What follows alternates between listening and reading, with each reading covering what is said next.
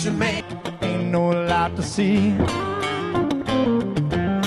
those plans I made for myself, I got nobody else to lean on. Got so far with my head in the clouds.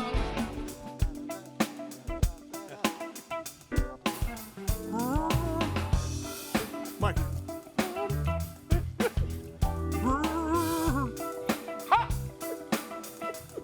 Oh my God. This is out of the Michael Costa Best Hits. Keep forgetting I'm on camera anymore. Opa. Big Biz Show. Great to have you along today. Very special day because my good friend Rob Mattachione is going to be on with us in just a second.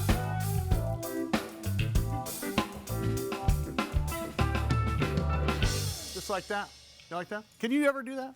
Nope. You couldn't? It's the reason I'm sitting here. Okay. And not there. All right. Because, you know, we've got a fundraiser show coming up at the Belly Up Tavern the day before Thanksgiving. Really? 5 to 8, little prelude party for the weekend. Love it. You should come up and we'll do a Michael McDonald sort of medley. All right. That sounds good. Yes. As long as they don't have to. As long as they don't Hear have how to he started that? He goes, Yeah. just a Right little, there. just a little. Right there. Not Kermit, or not Boss Skaggs, I should say. Okay. Because Boss Skaggs does sound like Kermit in some of his earlier stuff, like Silk Degrees. Love, what have you done to me? Right? He does. You're right. He does. He does. Look, fellas. Rob Mattachione is the CEO and board chair of a company called Novo Integrated. He is one of my favorite people in the world. His stock symbol, NVOS. We met a couple years ago. Frequent contributor to the show, and hopefully he will start coming back with us on a weekly basis. But he is the first guy to talk about, during COVID, the need for decentralized healthcare. Now, do you know the difference between centralized healthcare and decentralized healthcare? Centralized healthcare is when we go to the doctor. We all go to the doctor, okay? Decentralized means they come to you in some fashion with respect, and one way to talk about that is telehealth. Their company has created sort of a key component to the future of healthcare. So I'm going to let him talk about it. Rob, great to have you back, buddy. How are you, sir? Fantastic, Sully. Great to be back. And I see our buddy there is already harboring the November stash. Yes, he is. That's exactly right. Real recognizing real, Rob. Thank you. Is this Movember? He Yeah. comes back with a shiner Yeah. and looking like the guy from Tombstone. With a bad attitude. That's okay. Good to have Yes, you. exactly. That picture of Russ will be over your shoulder for the rest of your tenure here, just to remind you. Little Spectre. I got it. Hey, Rob, I want you to take it from the top because Novo Health Net Limited was or is a wholly owned subsidiary of Novo Integrated Sciences. Novo Integrated is your company that's publicly traded under the stock symbol NVOS. Where are we now? Because you've come so far, and everything you said was going to happen with decentralized healthcare has happened. And I want to talk about that a little bit because COVID really highlighted the need for decentralized healthcare. Where have we gone from there? Because some things went back to normal, but a lot of things didn't go back to normal. And I think that's really what's important here. I'll let you take the stage from there. Yeah, I think depending on where you're from, really, the effects of COVID are continuing to be felt in the practitioner community and the healthcare worker community, resulting in shortages and just continuing to create the emphasis on decentralization. Our hospitals here in Canada are overwhelmed, just shortages of staff and so forth. So again, whether it's pandemic related or whether it's just general healthcare concerns from a staffing perspective, decentralization is the solution.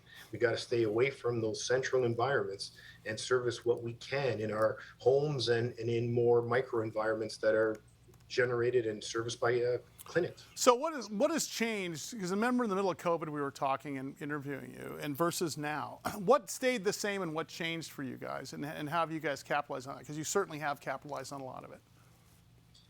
From our perspective, culture has started to come back to the way it was in terms of people feeling comfortable going to the doctors. It's still, I would say, 10% off of what it was pre-COVID, but that's more, I think, just a general change in attitudes.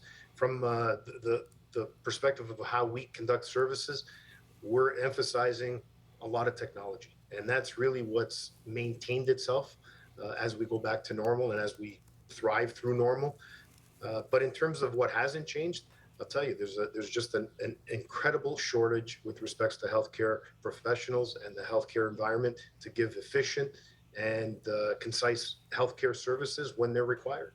You know, what's interesting is that you guys continue to create relationships across the board with respect to doubling down on the decentralized health, and it seems as though little by little the adoption rate is happening like we discussed a long time ago. I mean, the adoption rate, as you said, I think there'll be those people that want to still go to the doctor, right?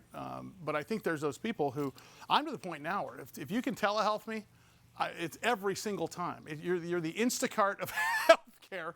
It's just like, I don't know the last time I went to a grocery store, right? I mean, there's certain things that my time is more valuable than my money sometimes. And I think with respect to that, travel time and waiting in the waiting room and so on and so forth. That's just a piece of this, though. I think that the other piece of it is a lot of times, I think when you're doing one-on-one telehealth, you're getting better quality healthcare in some cases, because really there are no other waiting rooms that they have to go into. There are no other patients to visit except for you right then and there. I swear I feel like I'm being visited more intuitively and more intensively when I've got a telehealth thing going on. Is that accurate, or is that just me? No, I think you're bang on. I mean, I think part of that is the environment that you're in your home. It's very comfortable. It's conducive to a more personal relationship with your practitioner. You're in familiar surroundings, and that, promotes that whole experience in its intimacy. And that's just part of the solution to treatment and to feeling better, because you need to be in comfortable places to feel better. Yeah, exactly. Rob, before let's get out of here, again, I want you back on a regular basis if you can afford the time, because I know you guys are busy. What are you most excited about over the next 18 months and over the next 5 years? You know what? We're going crazy on products. Yeah. It's all about preventative, because in the end, the way you truly emphasize decentralization is by being healthier to begin with, so that you don't need primary care at that high level. And that's really what we're excited about over the next 12 months. And in the next 5 years, we want to be across this entire planet. Yeah, well, and there's no reason you can't, based upon your growth rate and such like that. His name, Rob Mattachione, CEO and board chairman, Novo Integrated, stock symbol NVOS. I want you to go to novointegrated.com. Thanks, Rob. We'll see you next week, because I'm going to make you come on the air with us again. All right, building the next generation of healthcare companies digitally. You're not going to be going to the doctor very often. Yeah, what he said about being comfortable at your own house. Right. So much sense. It does make sense. Yeah. I mean, you're comfortable doing Zoom meetings with your pajama pants on. Big Biz Show. BigBizShow.com. See you in a few.